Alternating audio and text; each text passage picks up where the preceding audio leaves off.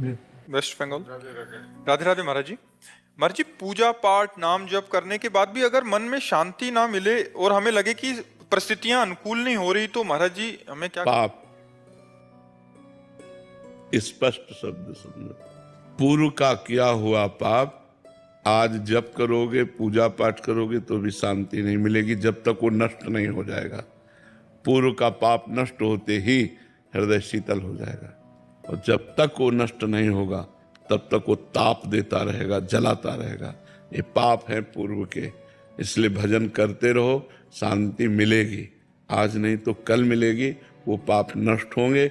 भजन छोड़ दोगे तब तो बहुत काल तक चलना पड़ेगा। दवाई चल रही है तो विश्वास है रोग का नाश हो जाएगा, दवाई छोड़ दिया तो रोग तो तांडव मचा देगा। तो भव रोग की दवा, पाप को नष्ट करने का उपाय भगवान का नाम जप है।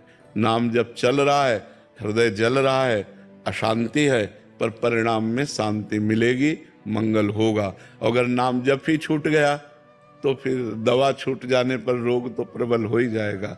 तो इसलिए ये पाप का फल है, वो हमारे हृदय को जलाएंगे, उसी जलन से पाप नष्ट होंगे। इसलिए खूब नाम जप करते रहना चाहिए, और अवश्य भोगना पड़ता है, चाहे संत हो चाहे गृहस्थ हो।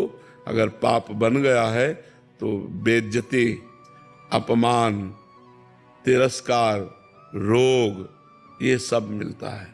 वो जलन होगी, वो नाना प्रकार की प्रतिकूलताएं आएंगी, उसी से तो हमारा पाप नष्ट होगा। दुख में पाप नष्ट होता है ना, जब हम अशांत होते हैं, दुखी होते हैं, तो पाप का दंड जो हमें भोगने को मिल रहा है वो हो जाता है। इसलिए नाम जप करो, खूब नाम जप करो, जरूर शांति मिलेगी। मोहन राज अवस्थी जी, नेपाल से। राधे राधे महाराज जी। महाराज जी, क्या मन में विकार आने पर और गलत आचरण होने पर भजन और पुण्य दोनों नष्ट हो जाते हैं? भजन नष्ट तो नहीं होता,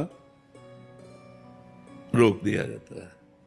भजन कभी नष्ट नहीं होता। जैसे हमने 100 बार राधा राधा कहा और हमसे कोई पाप बन गया तो अब हमारे हृदय में भजन नहीं होगा, लेकिन वो 100 बार राधा नाम भागवतिक बैंक में जमा हो गया, उसका तुम्हें फल अलग मिलेगा, और जो पाप किया उसका फल अलग मिलेगा।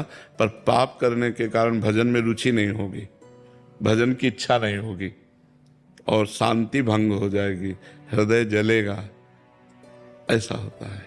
भजन तो नष्ट नहीं होता। भजन एक अलग डिपार्टमेंट है और पाप एक अलग डिपार्टमेंट है।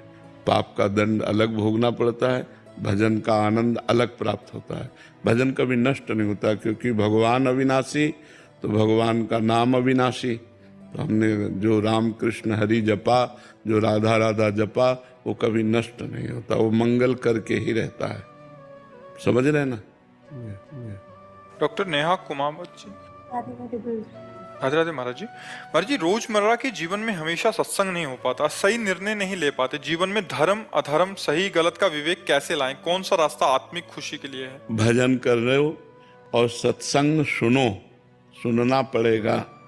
20 मिनट 30 मिनट रोज दवा की तरह सत्संग सुनो, और नाम जप का नियम लो कि मैं 50,000 नाम जप, 10,000 नाम, 20,000 नाम काउंटर रखो, उससे नाम जप करो, नियम लो।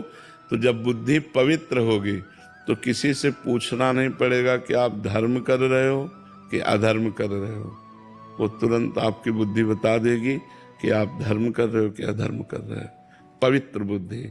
अपवित्र बुद्धि तो अधर्म को भी धर्म बनाने की चेष्टा करती है। अपवित्र बुद्धि तो एक धर्म का मतलब यही चलेगा, ऐसा भी चलेगा। लेकिन जब पवित्र बुद्धि होती तो ठीक निर्णय करती, गलत है नहीं करना, सही है उत्साह आ जाएगा, करो, ऐसा।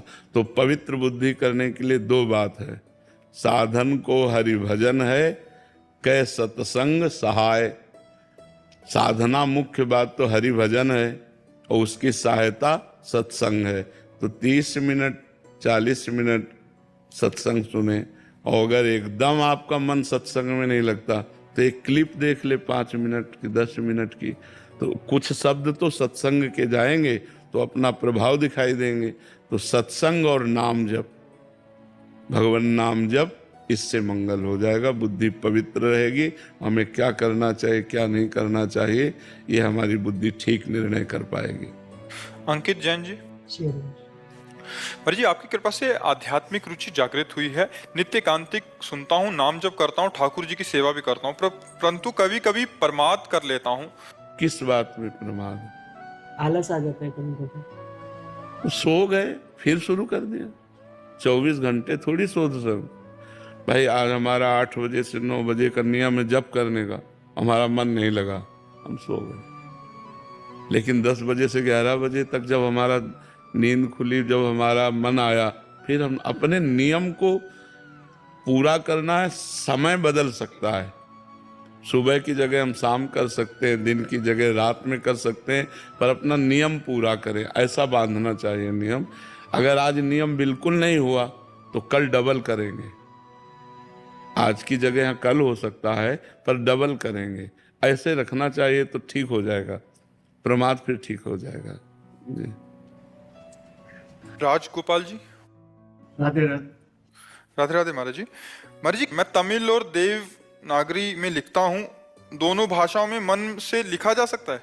मतलब किसी दूसरी भाषा में अगर, जैसे आप कहते हैं चिंतन करो राधा, तो राधा एक तो हम हिंदी में लिख रहे हैं, तो अपनी भाषा में राधा लिखेंगे तो चलेगा? हाँ चलेगा। भगवान की सब भाषाएं हैं, भगवान के सब लोग हैं, तो सब भाषा भी तो होगा।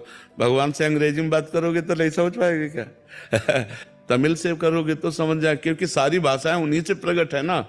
वो तो जगत गुरु है, वेद भाषा उन्हीं से प्रकट है, सब भाषा उन्हीं से प्रकट है, सब उन्हीं से। तो जो जिस भाषा वाला है, हम तुम नहीं समझ सकते, लेकिन भगवान समझ सकते हैं। भगवान तो उसकी भी समझते हैं जो कोई भाषा नहीं बोल सकता, जो कोई भाषा नहीं बोल सकता, भगवान उसकी भी भाषा समझते हैं। सर्वज्ञ है भगवान का एक नाम, सर्वज्ञ है। सर्वज्ञ माने सब ज्ञान, उन्हीं से सब ज्ञान प्रकट होता है। तो लिखिए, आप तमिल भाषा में लिखिए, भगवान उसको देख रहे हैं। अमित कुमार जी, गुजरात से। राधे राधे महाराज। राधे राधे महाराज जी। महाराज जी, एक एकांतिक वार्तालाप में आपने मन को भगवान कहा था, और एक एकांतिक वार्तालाप में उसको आपने दुश्मन मानने को बोला।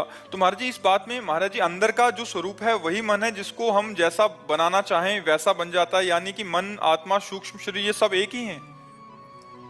वैसे तो एक के सिवा दूसरा कुछ है ही नहीं, पर जब विस्तार हो जाता है तो उसी को अलग अलग वर्णन करते हैं। कंस में भी वही भगवान है, एक परम महाभागवत देवर्षि नारद जी में भी वही भगवान है।